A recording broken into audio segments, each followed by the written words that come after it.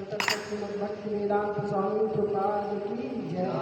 जय विष्णुपाद परमहंस परिव्राजकाचार्य श्रोतर सत श्रीमद् भक्ति सिद्धांत सरस्वती गोस्वामी प्रभुपाद ठाकुर की जय। अनंत कोटि वैष्णव भक्त की जय। रामाचार्य श्री हरिदास ठाकुर की जय। प्रेम से कहो जय श्री कृष्ण चैतन्य प्रभु नित्यानंद श्री अद्वैत गदाधर श्रीवासादि गौर भक्तवृंद की जय। श्री श्री राधा कृष्ण लोक गोपीनाथ श्याम कुंड राधा कुंड गिरी गोवर्धन की जय। वृंदावन धाम की जय। मथुरा धाम की जय। नवद्वीप धाम की जय।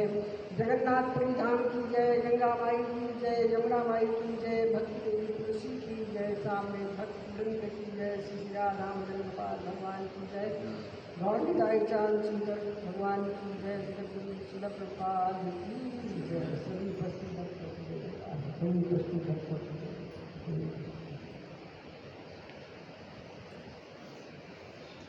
तो आज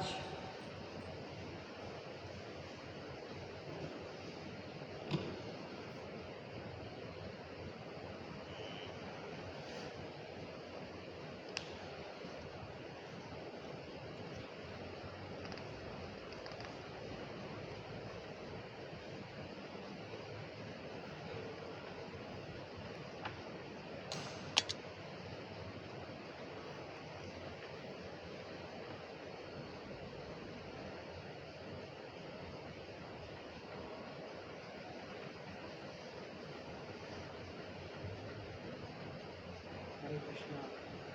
तो आज शिल प्रभुपाद जी, जगत गुरु शिल प्रभुपाद जी के गुणगान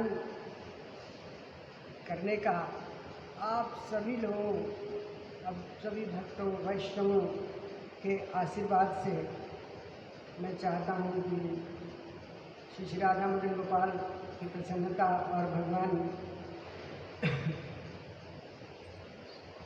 गौर निताई चांद सुंदर शिल प्रभुपाद की प्रसन्नता के लिए हम प्रयत्न करें कि हम उनके जीवन के एक छोटे से अंग, एक छोटे से हिस्से, उनके संघर्ष के,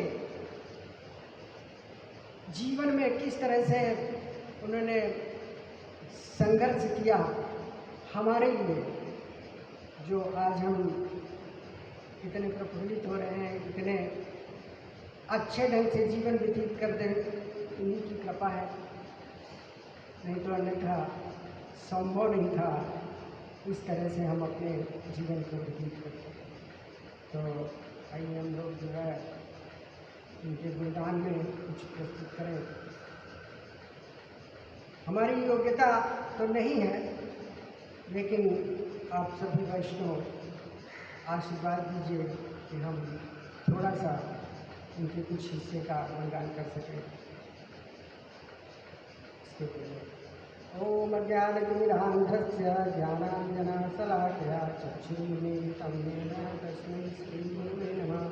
श्रीचैतन्यमनोभीष्टं स्थापितं येन भूतले स्वयं रूपकदा ददाति स्वापदान्तिकम्। वन्देऽहं श्रीगुरु श्रीयुतपदकमलं श्रीगुरून् वैश्वास्य श्रीरूपं साग्रजातं सहगणरघुनाथान्वितं तं सजीवं साद्वैतं सावधूतं परिजनसहितं कृष्णचैतन्यदेवं श्रीराधा कृष्णपादान् सद्गणललिता श्रीविशाखान्वितस्य। हे कृष्ण करुणा सिंधो दीनबंधो जगत्पते गोपेश गोपिकाकान्त राधा कान्त नमोस्तुते। तप्त कांचन गौरांगी राधे वृंदावनेश्वरी वृषभानुसुते देवी प्रणमामि हरिप्रिये। वाञ्छाकल्पतरुभ्यश्च कृपा सिन्धुभ्यो च पतितानां पावनेभ्यो वैष्णवेभ्यो नमो नमः। जय श्री कृष्ण चैतन्य प्रभु नित्यानंद श्री अद्वैत गदाधर श्रीवासादि गौर भक्तवृंद। हरे कृष्णा कृष्ण कृष्णा हरे हरे, हरे राम राम राम हरे हरे। नमो विष्णुपादाय कृष्णप्रेष्ठाय भूतले श्रीमते भक्तिवेदांत स्वामिने नामिने। नमस्ते सारस्वते देवे गौरवाणी प्रचारिणे निर्विशेष शून्यवादी पाश्चात्य देवतारिणे। नमो विष्णुपादाय कृष्ण प्रेष्ठाय भूतले श्रीमते भक्तिवेदांत स्वामी नामिने नमस्ते सारस्वते देवे गौरवाणी प्रचारिणे निर्विशेष शून्यवादी पाश्चात्य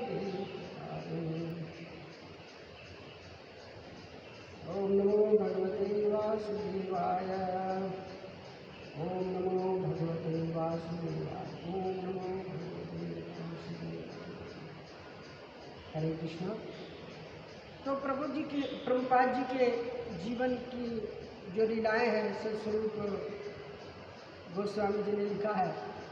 इतने ढंग से हम कहीं दूसरी जगह से नहीं बताने जा रहे हैं, ना अपनी तरफ से कुछ जोड़ने जा रहे हैं। हम तो सिर्फ इस प्रभुपाद श्रील प्रभुपाद लीलामृत के भाग 1 से इस 14वें प्रकरण से हम थोड़ा सा आपको बताएंगे, चर्चा करेंगे।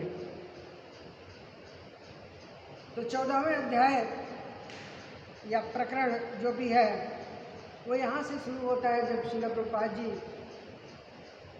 अमेरिका में पेंसिल्वेनिया के एक छोटे से शहर बटलर था जिसमें वो गए थे और वहाँ पर प्रचार करने की सोची।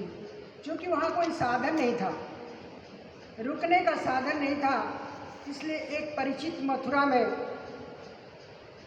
उनके थे, एक व्यापारी थे जिनके पुत्र गोपाल और उनकी पत्नी, गोपाल की पत्नी शैली वहाँ रहती थी इस बटलर में। तो श्रील प्रभुपाद ने थोड़ा सा आश्रय लिया, जैसे कि हम सब लोग अनजान जगह पर कहीं जाते हैं तो कोई ना कोई कहीं ना कहीं मिल ही जाता है।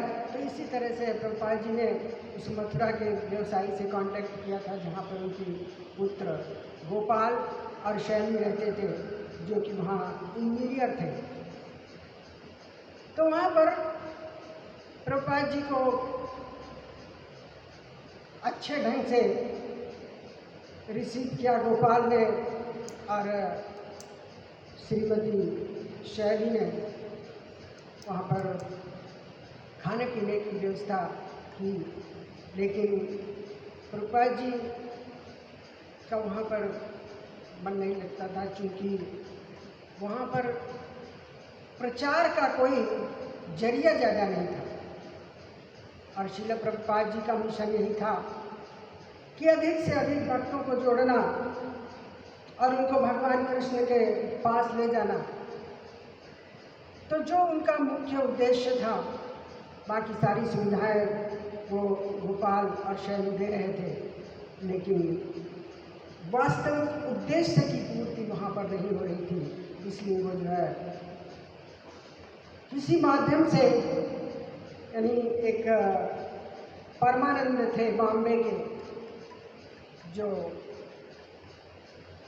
जिनके माध्यम से वो वहाँ पर न्यूयॉर्क जाने के लिए उन्होंने सोचा। फिर परमानंद ने आइडेंटिटी दिया वहाँ पर न्यूयॉर्क में, और एक मिश्र जी थे जिनका नाम बताते हैं कि वो बहुत फेमस था, रामपुत्र मिश्र, जो है वहाँ पर एक तरह से पहले बॉम्बे में रहते थे, जो कि एक डॉक्टर थे और वो डॉक्टरी का पैसा करते थे। जब वहाँ पर गए तो उन्होंने भी वही पैसा जारी रखा, लेकिन उन्होंने अपने योग संस्थान की स्थापना की थी, डॉक्टर राममूर्ति मिश्र। राममूर्ति मिश्र के बारे में कहा जाता है कि वो एक तरह से निर्विशेषवादी थे। उनका उद्देश्य जैसे है कि ये होता है कि निर्विशेषवादियों का कि एक ब्रह्म में अपने को लीन करना, साइज मुक्ति के बारे में हमेशा सोचना। वो उनका ज्ञान ही वहीं तक सीमित होता है कि वो अपने उस परम सत्य के बारे में नहीं जानते। जैसा कि इसमें कहा गया था कि परम सत्य को 3 चीज़ों से जान सकते हैं। वदन्ति तत्तत्तम यद् ज्ञानमद्यं ब्रह्मेति परमात्मेति भगवान इति शब्दते। परम सत्य को हम 3 तरह से जान सकते हैं। एक ब्रह्म परमात्मा जो हमारे हृदय में रहता है, और वास्तविक भगवान जो परम सत्य है। और इस चीज़ को कई उदाहरण से, लेकिन हमारा यहाँ पर मतलब नहीं है कि हम उदाहरण को लें। तो मिश्रा जी के पास हो जाने के लिए वहाँ से जब गोपाल जी के यहाँ से आए तो गोपाल जी ने वहाँ और न्यूयॉर्क के बारे में समझाया कि वहाँ किस तरह से आप स्नान कर सकते हैं, क्योंकि गोपाल और शैली ने देखा था कि स्वामी जी कई बार दिन में स्नान करते हैं। तो उन्होंने उस चीज़ को सिखाया कि किस तरह से एक सिक्का डाल करके उस मशीन में आप स्नान कर सकते हैं, वहाँ आप कपड़े धुल सकते हैं, तमाम प्रकार की। हालांकि ऐसी सुविधा कई देशों में उपलब्ध है। अब पता नहीं हमारे दिल्ली में उपलब्ध है या नहीं है, लेकिन इंग्लैंड और अमेरिका में, फ्रांस में ऐसी सुविधाएं हर बड़े बड़े शहर में मिलेगी, जहाँ पर लोग जा सकते हैं अपने और अपने वहीं पर कपड़े धो सकते हैं और नहा सकते हैं, वो भी सिक्के डाल करके। वॉशिंग मशीन ऐसी होती है जहाँ पर आप फीड कर दें, उसमें उतने पैसे डाल दें जितने आप कपड़े डालेंगे, उसी हिसाब से आपके कपड़े धुल जाएंगे। तो प्रभुपाद जी को गोपाल जी ने बताया कि इस तरह से आप कपड़े धो सकते हैं और दिन में कई बार स्नान कर सकते हैं। अब उनकी जर्नी शुरू हो जाती है, जो कि 500 मील, उस बटलर शहर से 500 मील की दूरी पर था न्यूयॉर्क। तो वहाँ पर प्रभुपाद जी जाते हैं और वहाँ पर जब रिसीव करने वाली बात आती है तो मिश्रा जी का एक शिष्य वहाँ पर आता है और उनको रिसीव करता है। मिश्रा जी तो बिल्कुल वो अपने सभा में मस्त थे, सभा में उनका ध्यान था। वहाँ पर ऐसी सभा चल रही थी जहाँ पर उदय शंकर भी थे, नर्तक उदय शंकर, रविशंकर जो कि आप जानते हैं सितार वादक थे यहाँ पर इंडिया में। तो ये सब लोग वहीं पर थे। उसी कंसर्ट में मिश्रा जी गए हुए थे। एक शिष्य प्रभुपाद जी को लेके गया वहाँ पर, और वहाँ पर जब लेके गया तो मिश्रा जी ने इंट्रोड्यूस करवाया और वो लोग इसी कंसर्ट में काफ़ी देर तक रहे। फिर उसके बाद में मिश्रा जी ने अपने जहाँ पर रेजिडेंस था उनका, वहाँ पर ले गए। तो वहाँ पर उन्होंने देखा कि मिश्रा जी की बिल्कुल थ्योरी और इनकी थ्योरी बिल्कुल अलग अलग प्रतीत होती है। वो कभी हालांकि प्रभुपाद जी शुरू में ही जान गए कि उनकी जो विचारधारा है उनसे कभी मेल नहीं खा सकती, लेकिन फिर भी चूँकि एक आशय की बात थी कि उन्हें किसी न किसी ढंग से वहाँ पर सर्वाइव करना था, आश्रय लेना था, तो वो वहाँ पर रुके उनके पास में। उस समय स्थिति रामपुत्र मिश्रा की ये थी कि वो शरीर से बिल्कुल जर्जर हो गए थे। शरीर से इतना जर्जर हो गए थे कि वो उठ बैठ भी नहीं पाते थे, लेकिन उस कंसर्ट में गए थे किसी के दबाव में आकर के। तो प्रभुपाद जी, जैसा कि हम सब लोग जानते हैं कि प्रभुपाद जी पाक शास्त्र विशेषज्ञ भी थे, और एक केमिस्ट ने जब इलाहाबाद में उनकी एक फार्मेसी चल रही थी तो वो एक केमिस्ट भी थे और पाक शास्त्र में भी वो पारंगत थे। तो वो इतना अच्छा ढंग से रामपुत्र मिश्रा को खिलाते पिलाते थे तो वो बिल्कुल ठीक हो गए, क्योंकि वहाँ का खाना राम मूर्ति को भी जो है सूट नहीं कर रहा था। लेकिन प्रभुपाद जी ने जब, जैसे कि यहाँ बताते हैं कि जब किसी के अपने पति के हृदय में घुसना हो किसी स्त्री को, तो वो रास्ता जो है उस खाने के सड़क से जाता है अंदर, और वो जो है पति के प्यारी बन जाती है। तो इसी तरह से कुछ भी कारण हो, राममूर्ति श्री राधा मदन गोपाल भगवान की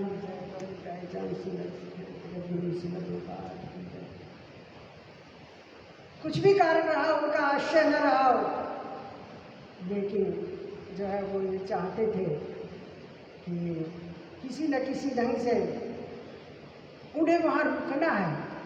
हालांकि इतने निर्विशेषवादी थे, जैसे कि इसमें श्रीमद् भागवत भगवद गीता में दिया हुआ है कि वो विचारधारा इतनी थी कि वो निराकार ब्रह्म को ही पूछते थे, और वही उनका मत था, वही उनकी योग शाला में जो उनकी थी वही चीज़ पढ़ाते थे वहाँ पर।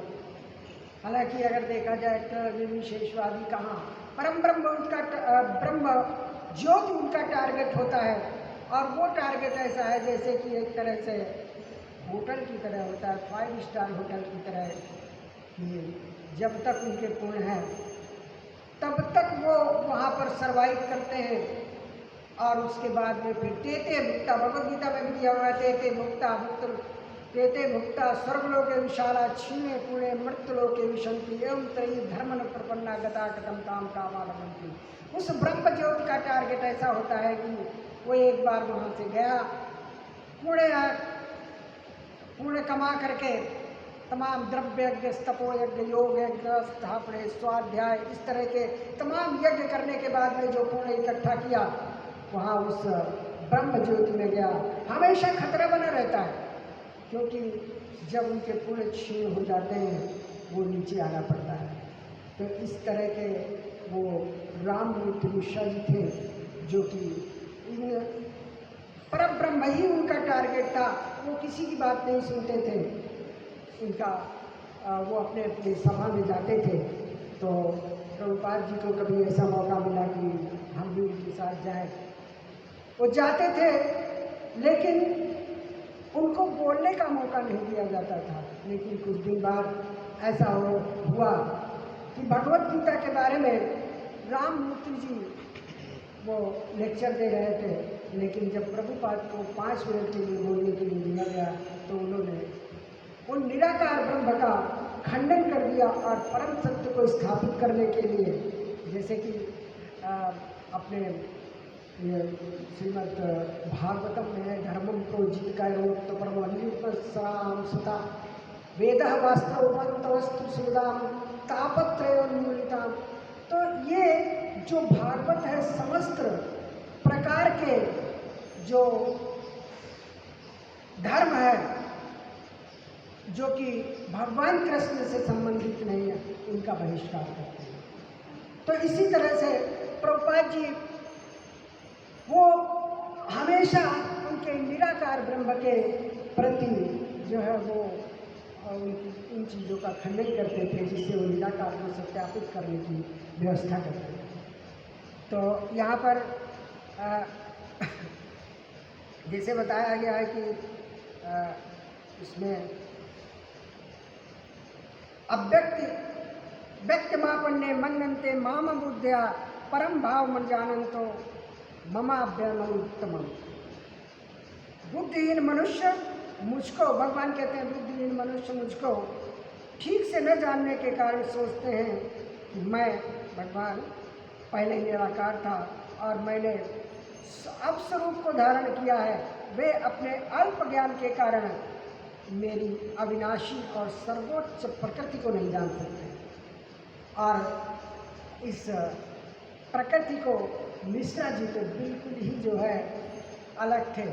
लेकिन प्रभुपाद की एक थोड़ी सी मजबूरी थी कि वो वहाँ पर रहते थे, क्योंकि उनका टारगेट बड़ा था, और उस टारगेट के लिए वो जो है ये छोटे छोटे टारगेटों को जो है नज़रअंदाज कर देना चाहते थे। हालांकि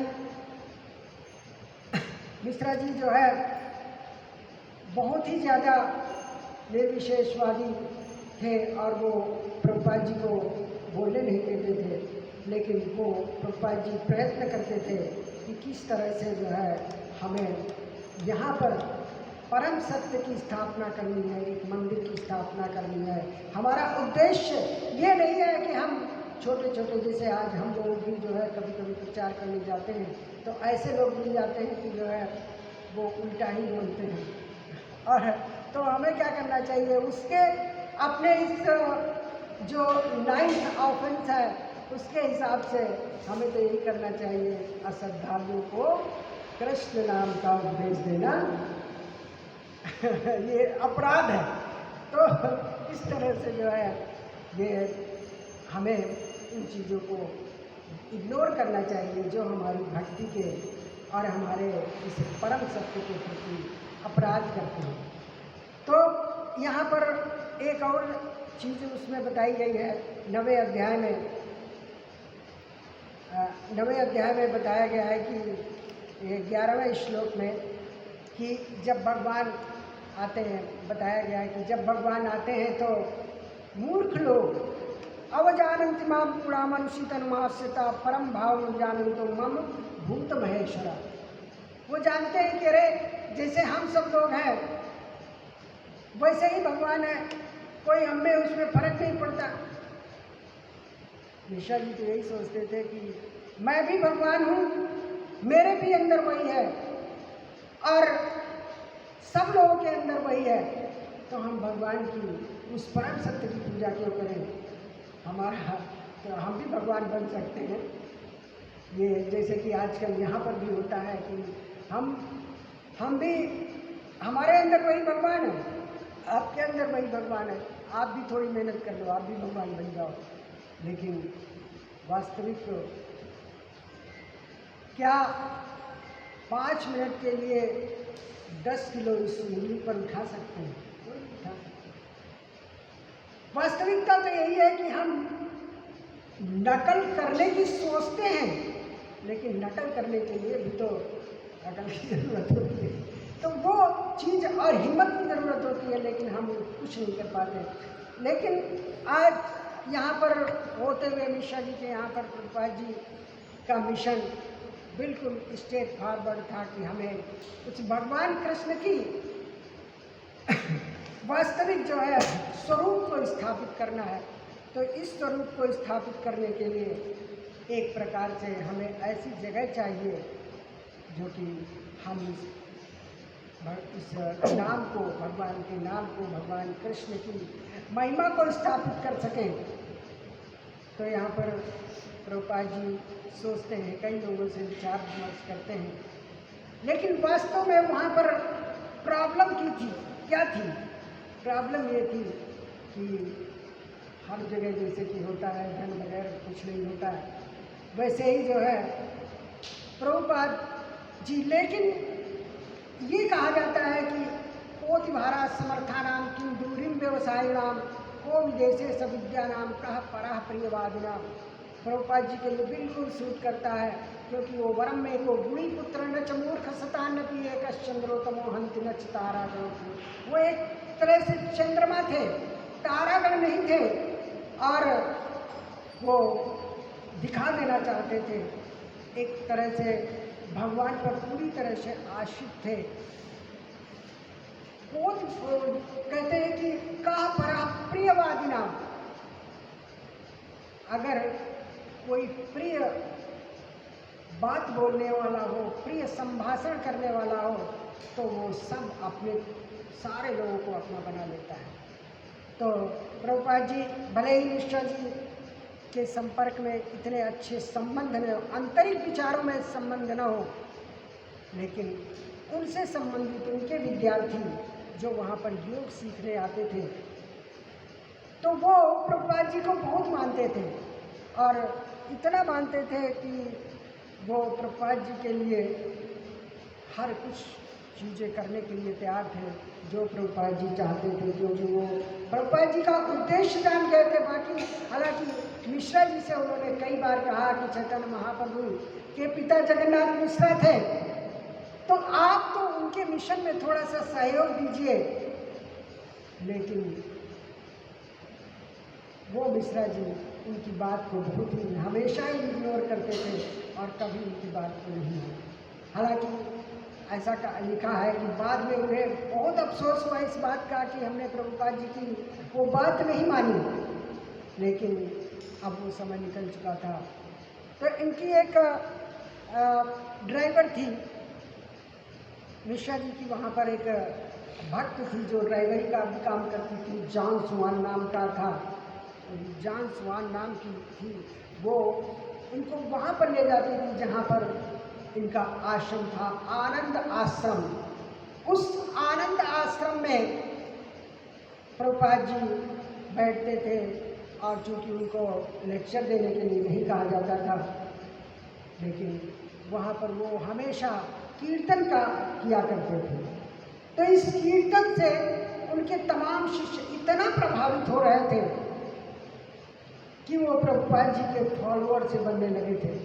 लेकिन कई चीज़ों में जब वो प्रभुपाद जी ये कहते कि आप सब लोग आइए और मेरी बात सुनिए, मैं वास्तविक परम सत्य की स्थापना करना चाहता हूँ, यहाँ पर एक मंदिर बनवाना चाहता हूँ, तो वो लोग जो है सुनते। लेकिन मिश्रा जी उन अपने शिष्यों को बिल्कुल फ्लैटली रिफ्यूज़ कर देते कि इनकी क्लास में, स्वामी जी की क्लास में कोई नहीं जाएगा। तो इस तरह से वो बिल्कुल मना करते थे। तो प्रभुपाद जी लेकिन हार नहीं मानते थे इस चीज़ को कि कभी ना कभी जो है हमारी स्थिति जरूर आएगी। तो ये संघर्ष था, एकाकी संघर्ष था।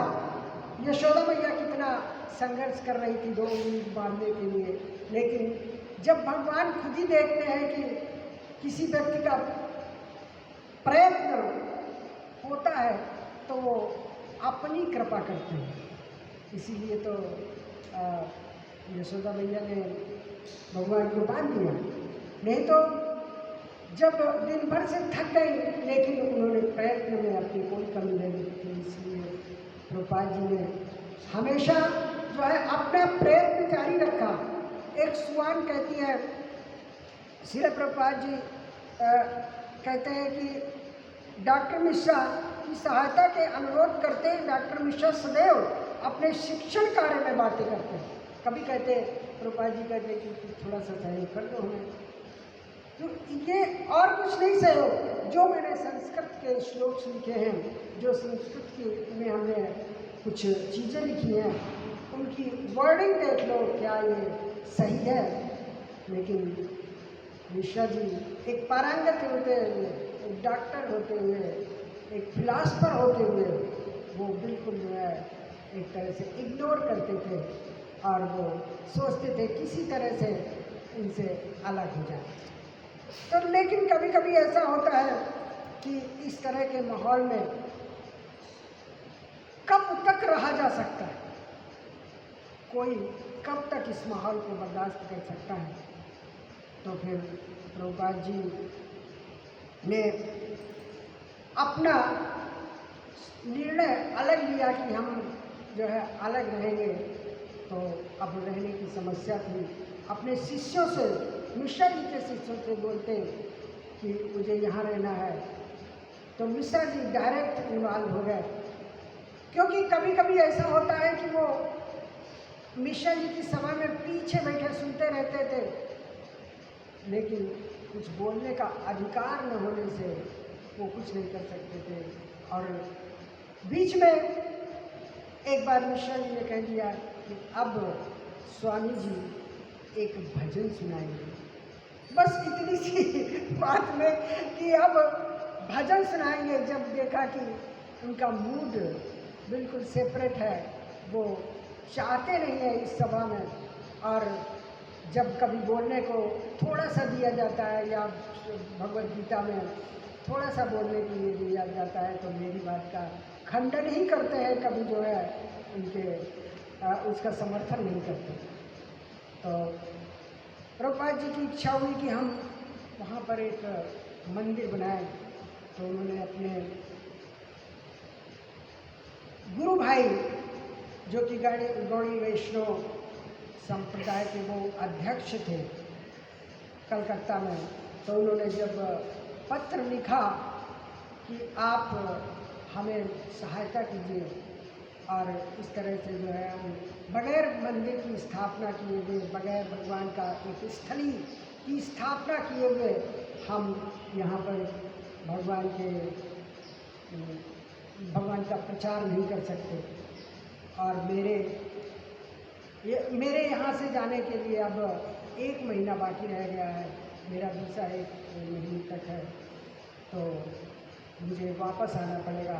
मेरे पास कोई संसाधन नहीं है, लेकिन पत्र का उत्तर देने की तो बात ही अलग है, सहायता करने की बात ही अलग है। उन्होंने इसका जवाब भी नहीं दिया और वो सोचने लगे कि अब मैं कैसे। काफ़ी दिन बाद, करीब 10 दिन हो गए थे और जवाब न मिलने पर प्रभुपाद जी थोड़ा सा परेशान थे। लेकिन जब उनका जवाब आया तो उन्होंने अपनी असमर्थता व्यक्त कर दी और असमर्थता व्यक्त करने के बाद में वो जो है कुछ नहीं कर सके। फिर अब वो वहाँ पर न्यूयॉर्क की जगह पर जो शहर था, वहाँ पर एक छोटा सा इलाका था, उन्होंने अपना स्थायी निवास बना लिया था, अस्थायी निवास बना लिया था। और उस निवास स्थान में वो रहते, कभी कभी देखते थे कि सोचते रहते थे किस तरह से प्रचार करूं। बटलर के मुकाबले, जो बटलर था पेंसिल्वेनिया में बटलर था, उसके मुकाबले यहाँ पर बहुत बड़ी मंजिलें थी। विचारों का उफान प्रभुपाद जी के हृदय में चल रहा था और वो प्रभुपाद जी जो है यही सोचते सोचते कभी कभी ऐसा हो जाता था कि प्रभुपाद जी अपना प्रसाद भूल जाते थे। लेकिन प्रभुपाद जी इन विचारधारा से कभी अलग नहीं हुए कि जो है हमें यहाँ पर जिस उद्देश्य से भेजा गया है वो उद्देश्य को हम कैसे पूरा करें। तो जब गुरु भाई ने भी मना कर दिया तो फिर जो है उनके पास एक ही रास्ता बचता है कि हम किस तरह से अब वापस जाएं अपने बगैर मिशन को पूरा किए हुए, या हम यहाँ पर किसी की और सहायता के लिए मांग करें। तो उन्होंने एक पत्र वहीं से लिखा श्रीमती सुमिति मोरारजी को, जो कि वास्तव में जो है उनकी सहायक थी, उनके यहाँ पर यात्रा में भी वो सहायक थी। और इस तरह से जो है श्रीमती मोरारजी को जब लिखा और उनकी एक बात याद आई कि वो कहते थे कि जब तक आप पूर्ण रूप से समुद्री बीमारी से न ठीक हो जाएं और अपने मिशन में पूर्ण रूप से संतुष्ट न हो जाएं, उनका मिशन था प्रभुपाद जी का कि हम वहाँ पर प्रचार करें, वहाँ पर भगवान की स्थापना करें। तो इसमें पूर्ण न हो जाए तब तक आप आना नहीं। ये श्रीमती देसाई का सुमित मोरारजी का वक्तव्य था।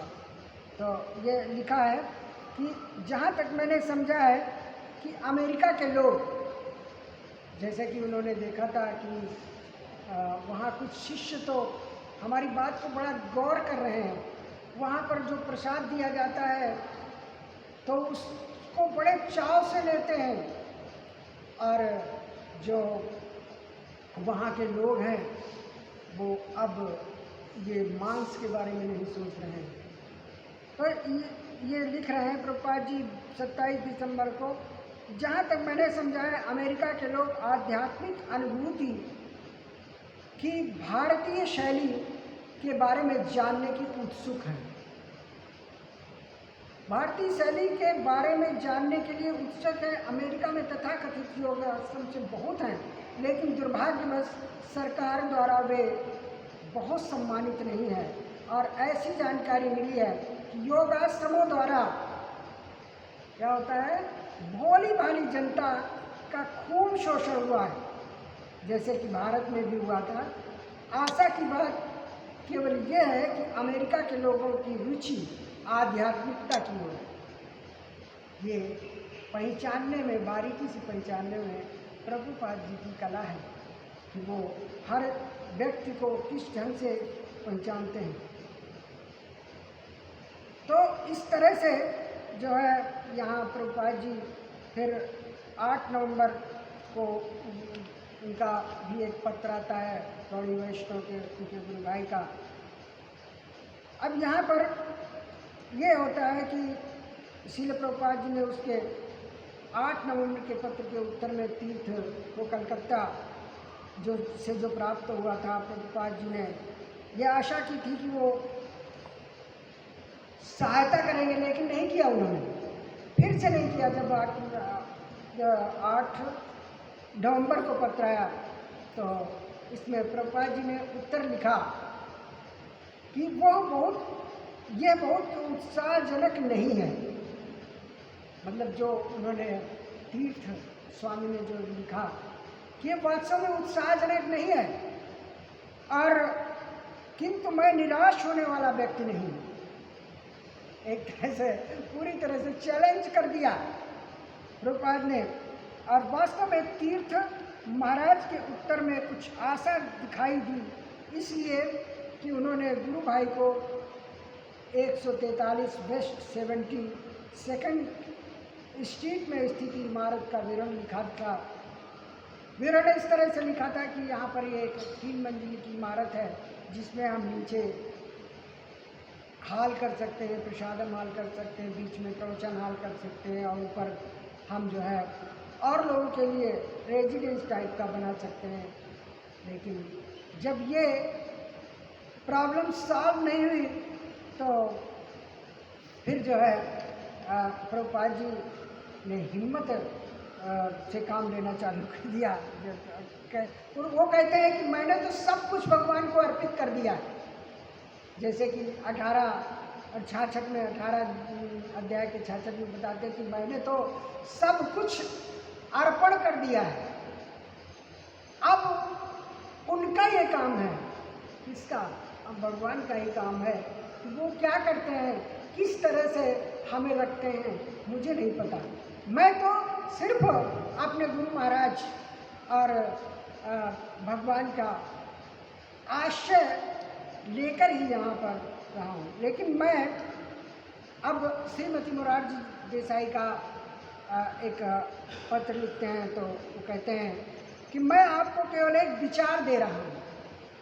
लास्ट में जब वो गुरु भाई तीर्थ महाराज मना कर देते हैं तो मोरारजी सुमति मोरार जी को लिखते हैं कि मैं आपको एक विचार दे रहा हूँ, यदि आप गंभीरतापूर्वक इस मामले में मनन करेंगी और प्रिय भगवान बालकृष्ण से परामर्श करेंगी तो निश्चय ही इस विषय में आपको और अधिक प्रकाश मिलेगा। इस बात के लिए गुंजाइश है। निश्चय ही इस बात की आवश्यकता है कि हर भारतीय, विशेषकर कृष्ण के भक्त, इस मामले को अपने हाथ में लें।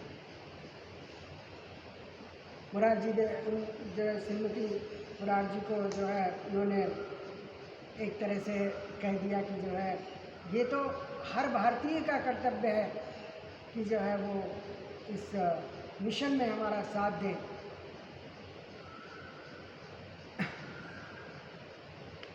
हालांकि देखा गया है कि उन्होंने और भी चीज़ें लिखी हैं। ये लिखा, अपना विचार व्यक्त किया कि संसार के इतिहास में इसका उल्लेख होगा कि अमेरिका में पहला हिंदू मंदिर पवित्र हिंदू महिला प्रभुपाद जी अपनी भाषा कितने स्किल अच्छे ढंग से बोलते हैं कि पवित्र महिला श्रीमती सुमिति मोरारजी ने स्थापित किया, जो न केवल एक भारत की महान समृद्ध व्यावसायिक व्यक्ति है, वरन एक धर्मनिष्ठ और भगवान कृष्ण की परम भक्त हिंदू महिला भी हैं। ये कार्य आपके लिए है और साथ गौरवपूर्ण आपके लिए भी ये कार्य है कि ये आपका यहाँ पर नाम होगा।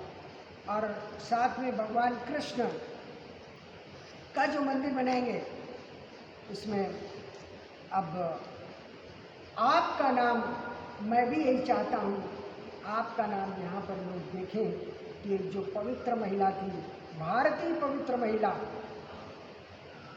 के नाम से इतिहास में जाना जाएगा। जब इस तरह कहते हैं तो उन्होंने श्रीमती मुरार जी ने अपना जो है समर्थन जताया।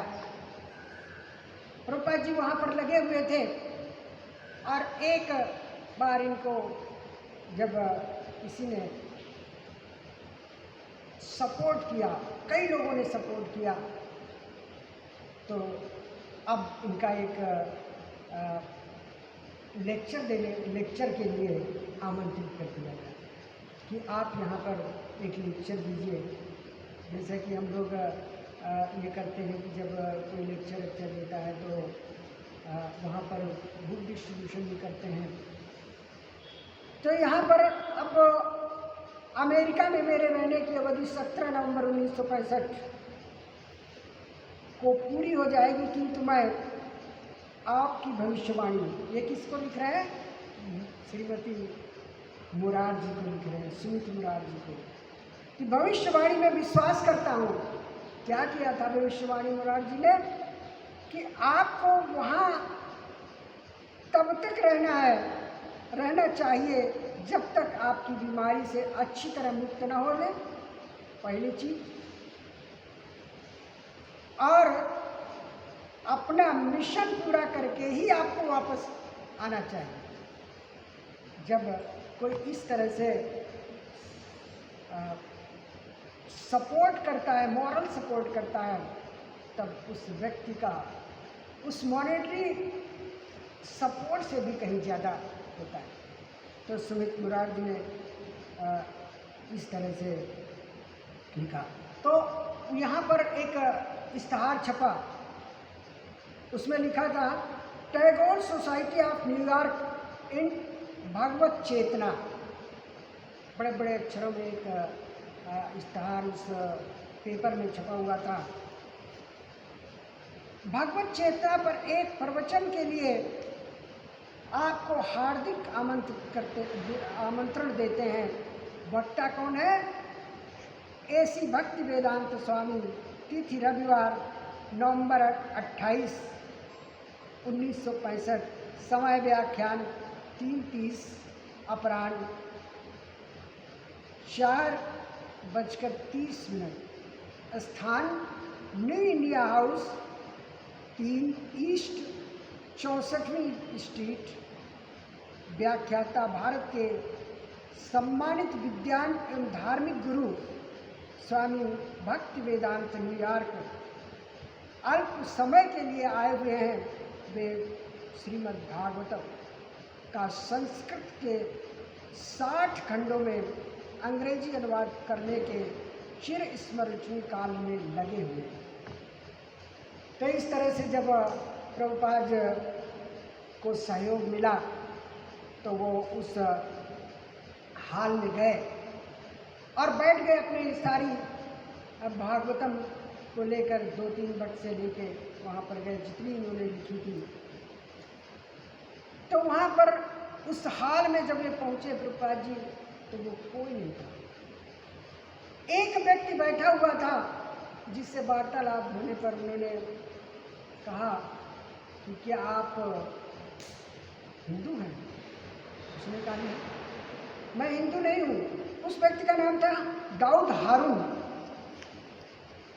क्या आप भारतीय हैं? नहीं, मैं यहीं अमेरिका में पैदा हुआ, यहीं पर रहा। फिर आप हिंदी जानते हैं? हाँ, मैं हिंदी जानता हूँ। तो इस तरह से वार्तालाप होते होते प्रभुपाद जी की का विदेशेश विद्यानाम का परः प्रियवादिनाम, प्रभुपाद जी की वाकवाणी इतनी अच्छी थी कि वो सबको अपना बना लेते थे, जैसे कि इस पुस्तक में दिया हुआ है। तो उससे वार्तालाप में कहा कि यहाँ पर मैं भी हूँ, आप भी हैं, तो क्या आप ऐसा करेंगे कि मेरा जो सामान है, एक छाता उनके साथ में जो हमेशा रहता था, तो आप मेरी सहायता करेंगे देखने में। तब तक वहाँ पर 10-15 लोग आ चुके थे उस हाल में, जो अभी बताया गया कि ये टैगोर सोसाइटी ऑफ न्यूयॉर्क। तो उस सोसाइटी में 10-15 लोग आ चुके थे और एक महिला आई जिन्होंने प्रभुपाद जी का नाम लेते हुए कहा कि ये भारतीय पुरुष, भारतीय स्वामी जी जो भगवत चेतना के बारे में जानते हैं, तो वो आपको कुछ बताएं। तो ये संभाषण बताने के लिए, इस पुस्तक में लिखने के लिए वो दाऊद हारून अपना व्याख्यान दे रहे हैं कि अब उन्होंने अपना, जैसे ही महिला ने कहा कि अब हम वहाँ पर लेक्चर देंगे, तो वो प्रभुपाद जी उस व्यक्ति से, दाऊद हारून से कहते हैं कि आप मेरे इनबॉक्स और मेरी छतरी को देखते रहिए और मैं आता हूँ। तो वो सीधा बीच के सेंट्रल हॉल से वहाँ पर उस मंच पर चले गए। तो ये बताते हैं दाऊद हारून कि उन्होंने अपना व्याख्यान प्रारंभ किया।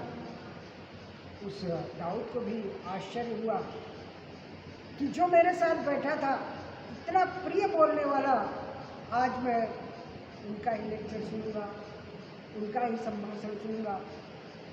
तो कहते हैं दाऊद कि जब उन्होंने अपना व्याख्यान आरंभ किया तो वे सीधे अपने विषय पर प्रवेश कर गए। वे सृष्टिकर्ता की महानता का गुणगान उच्च स्वर में करने लगे। उन्होंने कहा कि सबसे महत्वपूर्ण बात यह है कि सृष्टिकर्ता को, भगवान को, यानी भगवान को स्मरण में रखें। उन्होंने भागवत चेतना की व्याख्या विस्तार से की और बताया कि भागवत चेतना क्या है, किस तरह से भगवान सर्वव्यापक हैं, किस तरह हम सबका कर्तव्य है कि हम भगवान का स्मरण करें, भगवान का स्मरण करें।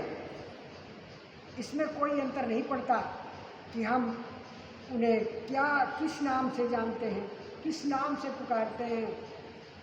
कोई भी नाम हो सकता है उनका, किसी भी धर्म में कोई भी नाम हो सकता है, लेकिन हमारा जो कर्तव्य है वो ये है। यहाँ पर देखिए प्रभुपाद जी किसी की भावना को, किसी एक विशेष कम्युनिटी के उस पर आक्षेप नहीं करना चाहते थे। वो ये नहीं बताना चाहते थे कि यही सबसे बढ़िया चीज़ है। वो ये बताना चाहते थे कि भगवान जो है वो कोई भी, किसी भी धर्म में, किसी भी ढंग से वो अपने हिसाब से नाम ले सकता है, लेकिन कर्तव्य यह है कि उनका हमेशा से स्मरण करना चाहिए। कोई अंतर नहीं पड़ता कि हम उन्हें क्या कहते हैं, उन्हें किस नाम से पुकारते हैं, आवश्यक यह है कि हम उनका स्मरण करें।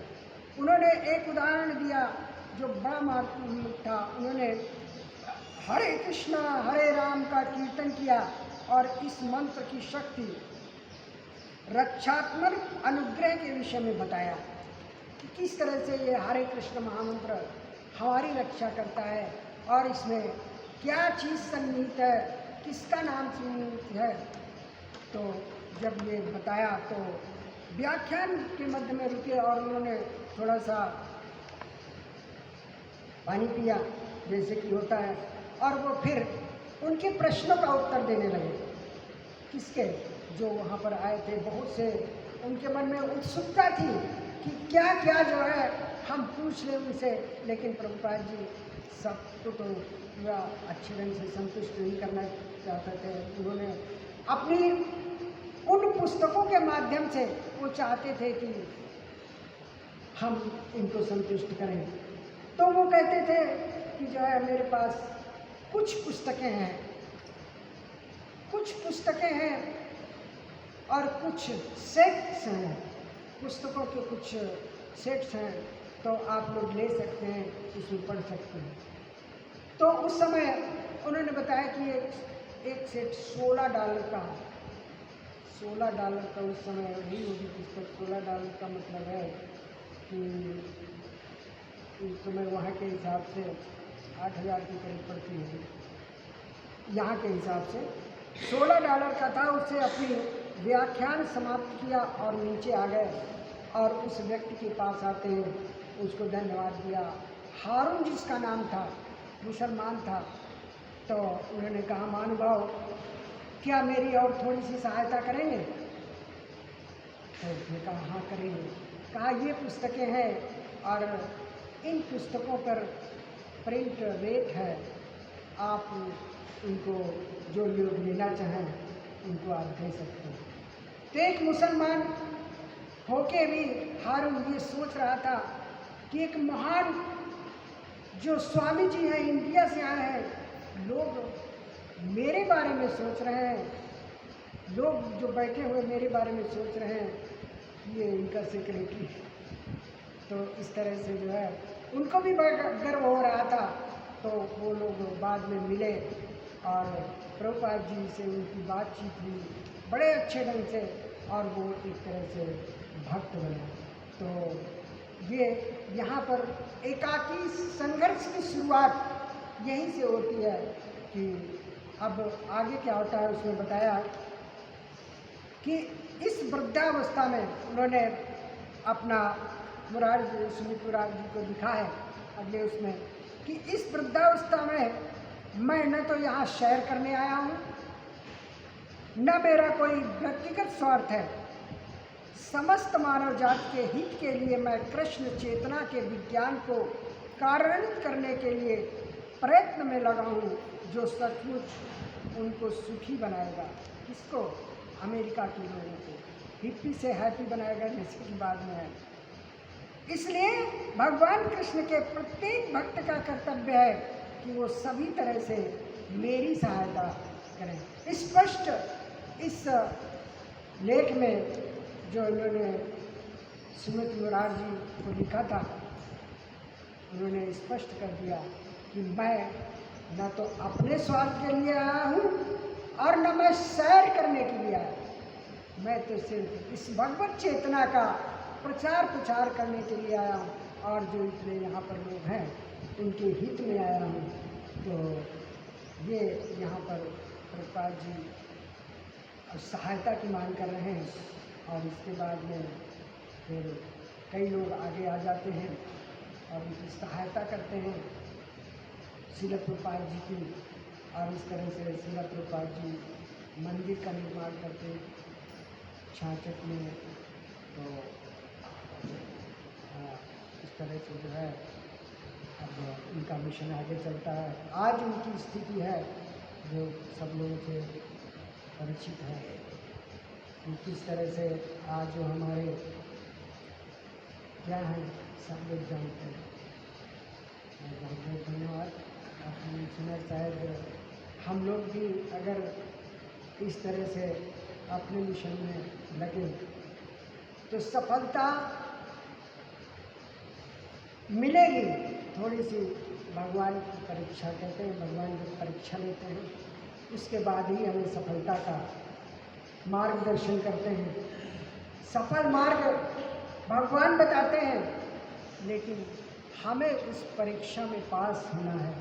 तो हालांकि हमारा ये छोटा सा है कि हम किस तरह से भगवान यहाँ पर सब कुछ हमें एक तरह से स्पून फीडिंग हो रही है। स्पून फीडिंग का मतलब है कि हमें सब कुछ उपलब्ध है, उन्होंने हमें सब कुछ उपलब्ध कराया है। तो हमारा तो सिर्फ कर्तव्य है कि भगवान की शरण सेवा में करना, अपने वास्तविक स्वरूप जो जीवन स्वरूप है कृष्ण नित्यदास, उस पर वो सोच के कि हमें अपनी वास्तविक स्थिति को प्रकट करना है, और हम उसी हिसाब से अपनी माला करेंगे, उसी हिसाब से अपने आचार्यों के बनाए हुए नियमों का पालन करेंगे तो निश्चित रूप से हम भी भगवान के प्रिय हो जाएंगे और हम भी एक तरह से हम लोग भी जो है अच्छे ढंग से भगवान का सामीप्य प्राप्त कर सकेंगे और जो हमारा उद्देश्य है वो उनका हरे कृष्ण।